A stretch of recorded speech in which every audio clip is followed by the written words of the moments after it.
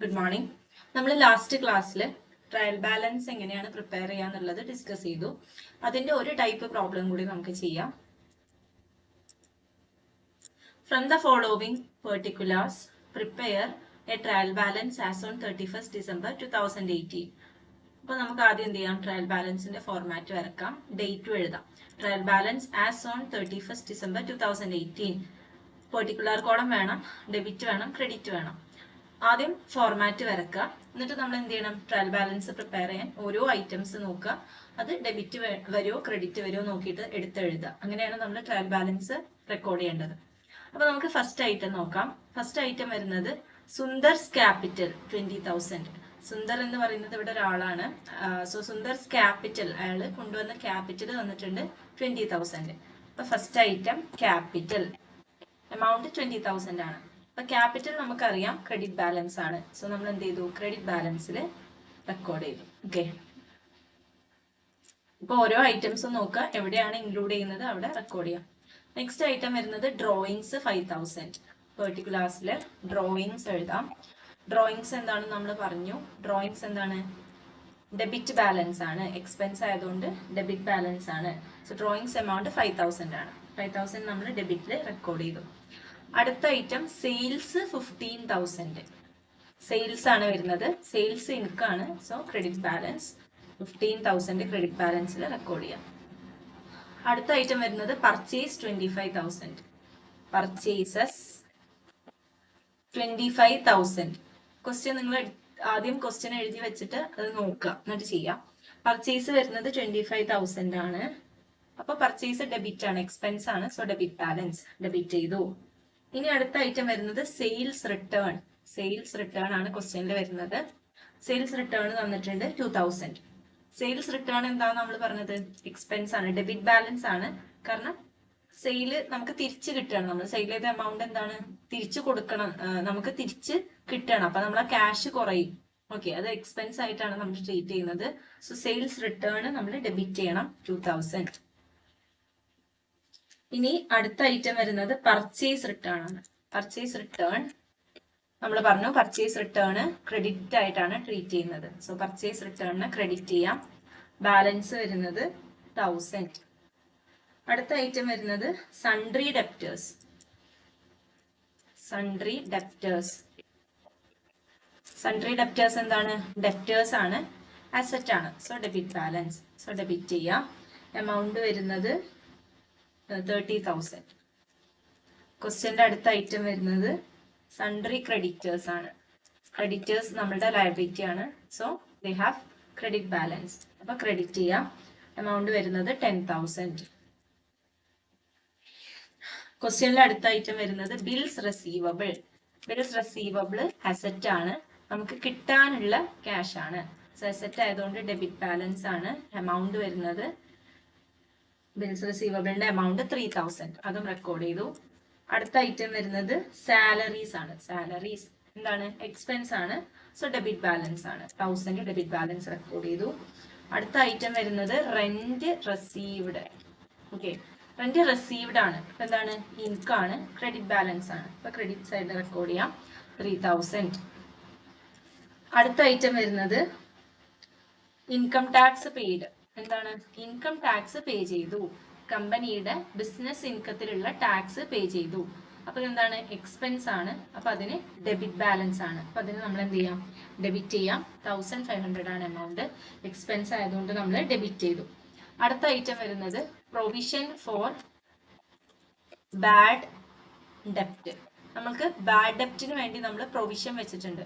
നമ്മൾ പറഞ്ഞു reserves provisions ഒക്കെ നമ്മൾ ലയബിലിറ്റി ആയിട്ടാണ് ട്രീറ്റ് ചെയ്യുന്നത്. വെറും ബാഡ് ഡെപ്റ്റ് ആണെങ്കിൽ അതിന്റെ അർത്ഥം കിട്ടാനുള്ള കടം കിട്ടിയില്ല, ബാഡ് ഡെപ്റ്റ് ആണ്. അപ്പൊ അത് എക്സ്പെൻസ് ആണ്, ഡെബിറ്റ് ചെയ്യാം.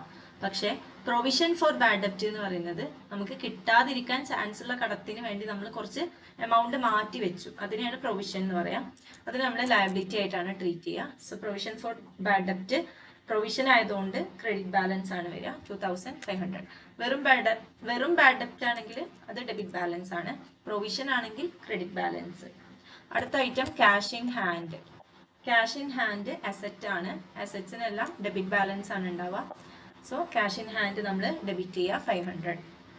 അടുത്ത ഐറ്റം ഫർണിച്ചർ. ഫർണിച്ചർ അസറ്റ് ആണ്, അസറ്റിന് ഡെബിറ്റ് ബാലൻസ് ആണ്. സോ ഡെബിറ്റ് ചെയ്തു 4000. അടുത്തത് bank overdraft. Bank overdraft എന്താന്നുള്ളത് നമ്മൾ ഡിസ്കസ് ചെയ്തിട്ടുണ്ട്.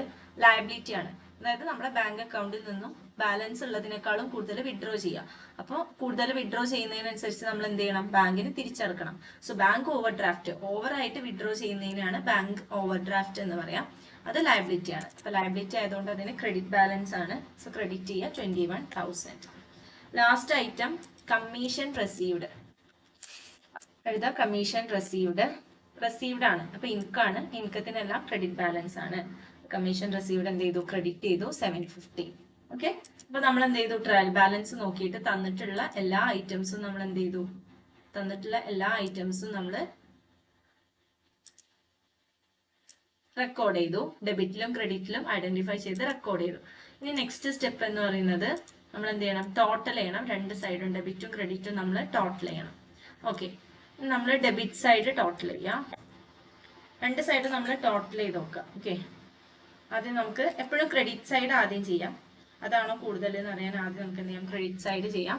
20,000 plus 15,000 plus 1,000 plus 10,000 plus 3,000 plus 2,500 plus 21,000 plus 750. ഇതാണ് ക്രെഡിറ്റ് സൈഡ് ടോട്ടൽ വരുന്നത്.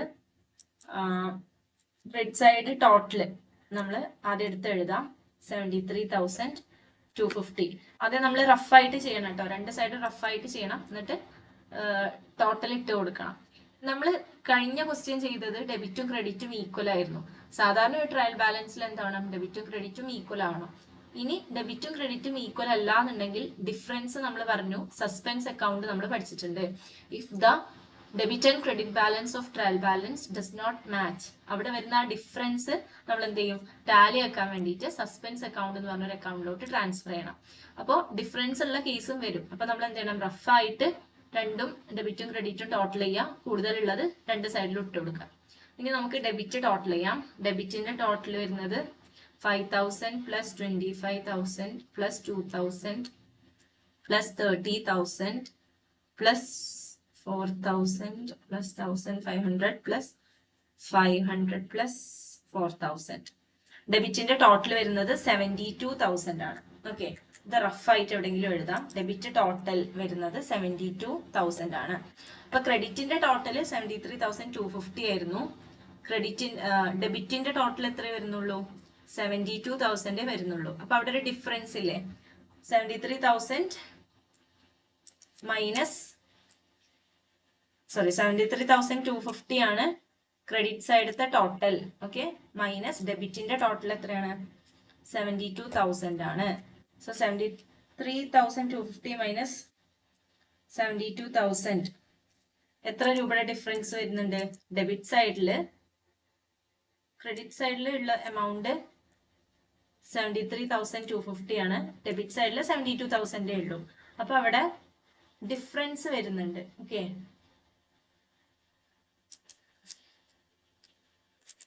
അപ്പൊ അവിടെ എത്ര രൂപയുടെ ഡിഫറൻസ് വരുന്നുണ്ട്, 1,250 റുപ്പീസ് ഡിഫറൻസ് വരുന്നുണ്ട്. അപ്പൊ ഈ ഡെബിറ്റും ക്രെഡിറ്റും ഡിഫറൻസ് വരുന്നുണ്ടെങ്കിൽ നമ്മൾ സസ്പെൻസ് അക്കൗണ്ട് എന്ന് പറഞ്ഞിട്ട് നമ്മൾ എന്ത് ചെയ്യണം, ട്രാൻസ്ഫർ ചെയ്യണം ബാലൻസിങ് ഫിഗറിനെ. ഓക്കെ, ഏത് സൈഡിലാണോ കുറവുള്ളത് അവിടെ എമൗണ്ട് ബാലൻസ് കാണിക്കുക. അപ്പൊ ഇവിടെ ഡെബിറ്റ് സൈഡിലാണ് 1,200 കുറവുള്ളത്. ഓക്കെ, 73,250 മൈനസ് 72,000 എത്രയാണോ ഡിഫറൻസ് അതിനെ സസ്പെൻസ് അക്കൗണ്ട് എന്ന് പറഞ്ഞിട്ട് ബാലൻസിങ് ഫിഗർ കാണിക്കുക. ഇവിടെ ഡിഫറൻസ് വരുന്നത് 1,250 ആണ്. അപ്പോൾ സസ്പെൻസ് അക്കൗണ്ട് എന്ന് പറഞ്ഞിട്ട് 1,250 കാണിക്കുക. ടോട്ടൽ സൈഡിൽ ഏറ്റവും കൂടുതലുള്ള എമൗണ്ട് രണ്ട് ടോട്ടലിലും ഇടുക. ട്രയൽ ബാലൻസിൽ രണ്ടും ഈക്വൽ ആണെങ്കിൽ രണ്ട് സൈഡിലും സെയിം എമൗണ്ട് കാണിക്കുക. ഇനി ഡിഫറൻസ് വരുന്നുണ്ടെങ്കിൽ സസ്പെൻസ് അക്കൗണ്ടിലോട്ടാണ് നമ്മൾ ഡിഫറൻസ് ട്രാൻസ്ഫർ ചെയ്യുന്നത്. അപ്പോൾ സസ്പെൻസ് അക്കൗണ്ട് എന്ന് പറഞ്ഞിട്ട് ബാലൻസിങ് ഫിഗർ കാണിക്കുക.